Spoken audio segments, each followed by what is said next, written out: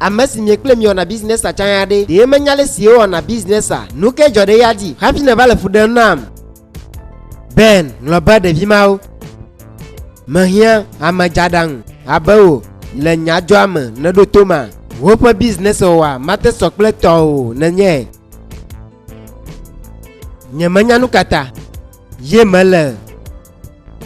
gonya masamu ben nya jolama wa wo maten wo business si banya glom mele now wo de kaku atema odos yakplem nese agom nama numata mele wo hiam bevie madoto nya sikata na glonam na do la glo dosi ogamele now nami majilanya dosi ogamele dunko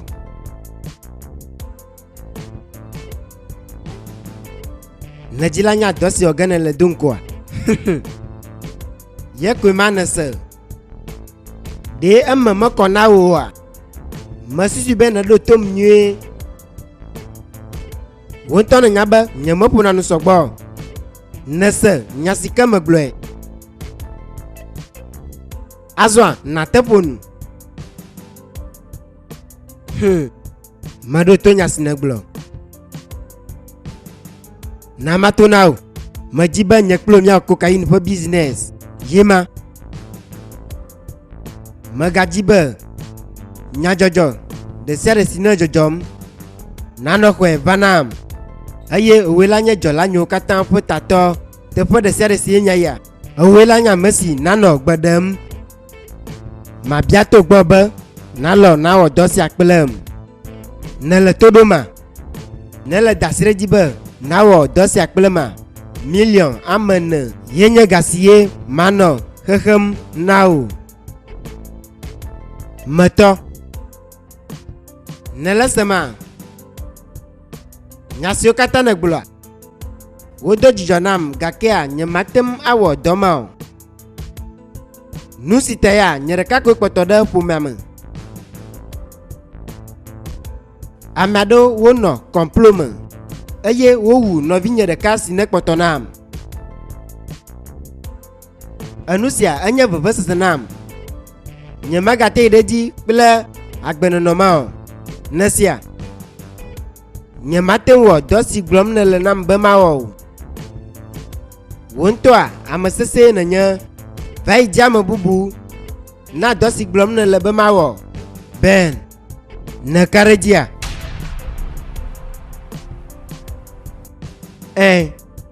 makarejie na maglenao anyo madoto ben mahiao vevieda yenaba mavagbo la fisiado na mele vevieda na muwa nyamawo apode de ba fisiao gakea nyavevisie machoba na wa mada asidajio nyamanya nu sitae mako nyanya kplejio ben nanyaba de aga masokbo na wa na dora glenam eye nyatro asilenu nesia azon na matroda alofa maton dejina wade manyoa azon aleke na kwedo maglono donko ba nyamala wo business tapanya rekamu mato agasio kata yom ne lema makwanya na dekanamu yata mabiacho gba ba na titena jo mate choga aflundanu manyado do de sede sike wo mne lelenu nya magbanu le wo business magbo hojama ben jama nyamakponya afisi na dogo nya sia ole le gboglomu matema biji nenema zireka ode sevo siye machoba na wa yena ba na biji dom zireka nenema ohalo hojama bide wonto na nyaba nyamate do sebe goglareka akobakpo ode nukata nasusu nubara danunya doko emele jimba na wo business plan ale siye na jadanwa ye taelo ben sanusi agoma nyama dasire o nyajio na de na tebuzi la fisi ajoji na bema na kokole yenku nya nyireba choma nyiji mele naulo esimene le koposiama mele nadeke trom le tagbona wa ne susu bena kopo siame atro nade de nuwa nusi ne le dome bena wa yenye be do kata ogli nyeme le kachacha deke jim le nyeklo domu chitena jo nyeme gale wafo jim la fo siame kpogbe do made dokunye kofia o nenye be afoga ka fo siame masusu bena senya sensi kama glona o manyanu sie nenye matema achaka nye susu denu ne segome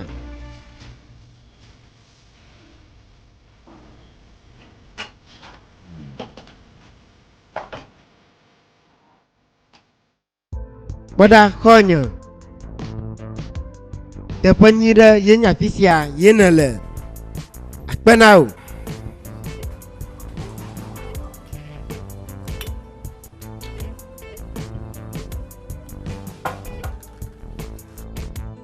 ajilenya jomba magare wapa magbe alo vevie toi magadogo kplo amanyade nenya akpenao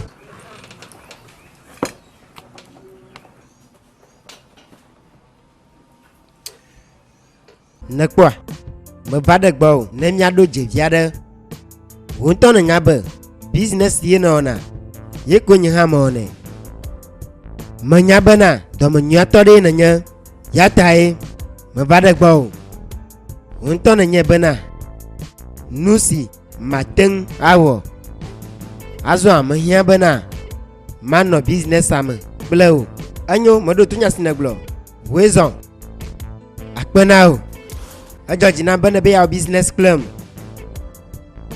makwebe amasese nanya gakana kwa nanya kula marami le business awoma o majina nko gbede danyo afisi wato nyamadunpe yojina yata nyamate wo business club amakwa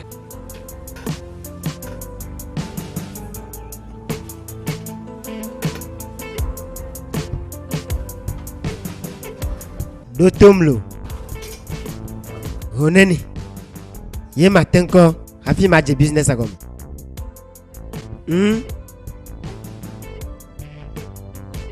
nyasi ma glonawa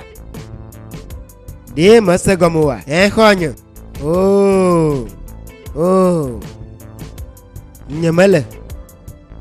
nyamele abale siene la susumu de mona nyeklo nya business ya na tekare jinya ba nyamatra okpogbe do alo machaka wo business a mawo dokple amaga vai yata na kare jinya nyaha majila wo business kplo eye makpon kokbe dede leme nyamado tam vodi adanu nyatepea nyasia nyanyuade yo nya yemalo amasogbo ogbule wolo gakea o metenwo dajio numai nabe nyamagaji bana ma business bla mareko nukata ye mateng akare jinya na nyeklo nya business ya alabanya ha matekpo goma biare de kwe na le nyekpom abe alakpadala togbo bana majila business klo akradito e gake amele na reke goma samu kada jinya wa kare jinya na nyeklo nyano dunya business ya nyamadala kpanao anyo ajojinam anyo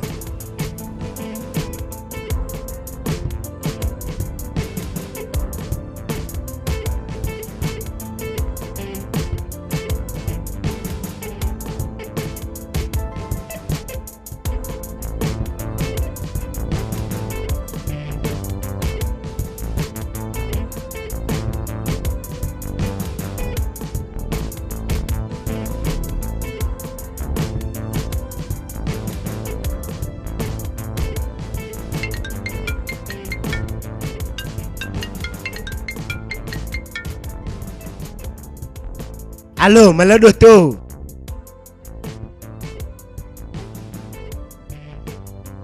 anyonto Ne be ikpe ndisia ye wo dogoa.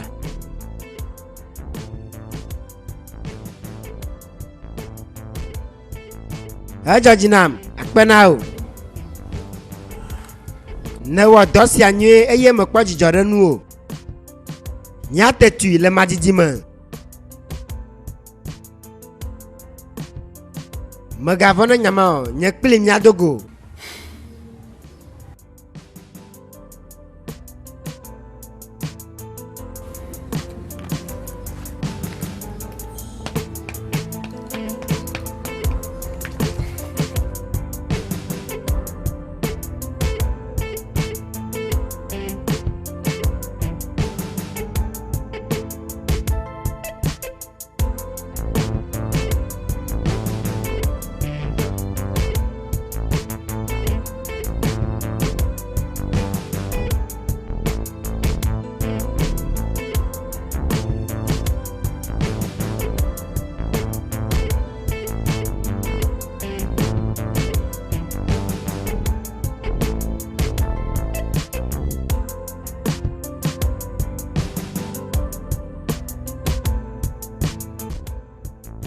Meyɔ mi ƒoƒu ɖe teƒe sia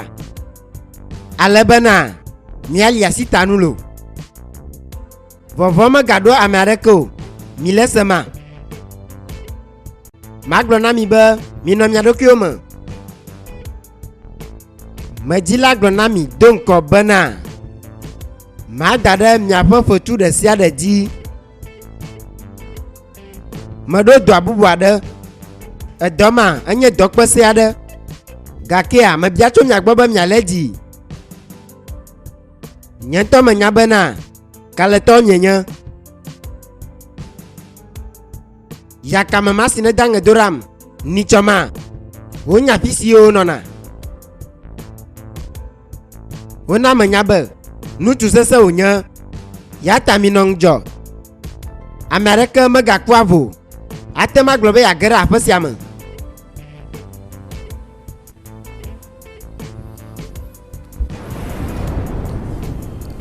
Mina magblɔ na mi lo. Susu aɖe va tame nam. Medzi be miadze si yebe aƒe me do ŋkɔ. Ɖe mi ɖo to nya si megblɔ na mia? Mi ɖo to boss. Boss, eka yi nya ya fi ma? Ate nye gbe. Alo, etsɔ si gbɔna me. Enyo boss.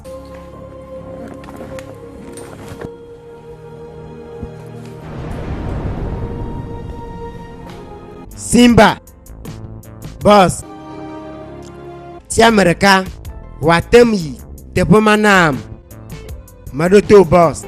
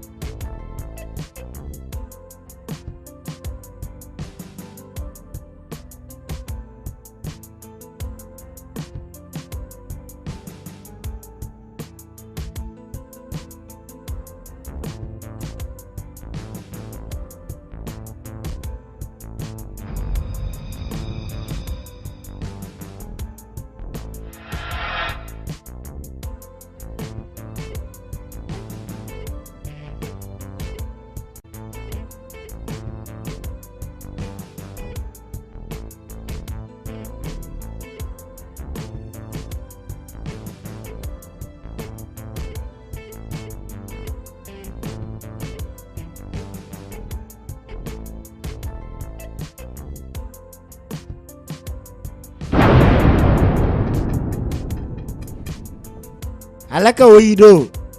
eyi nye boss makplero eye majesi e papa anyonto na wenye azwa anyoba ma yidegbo boss le gbe amia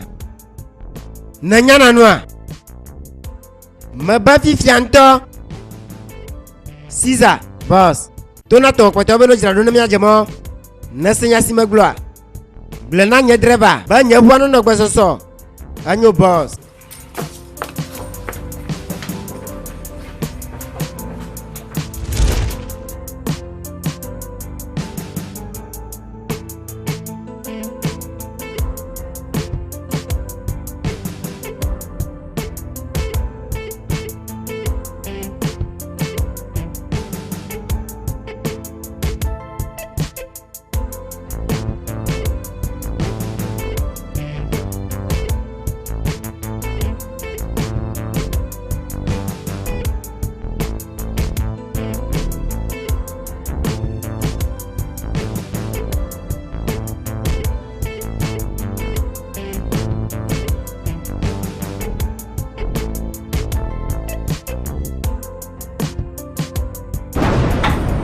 Nukayo nyakpo male Ben masusu ben na kue nana na susu ya nane ya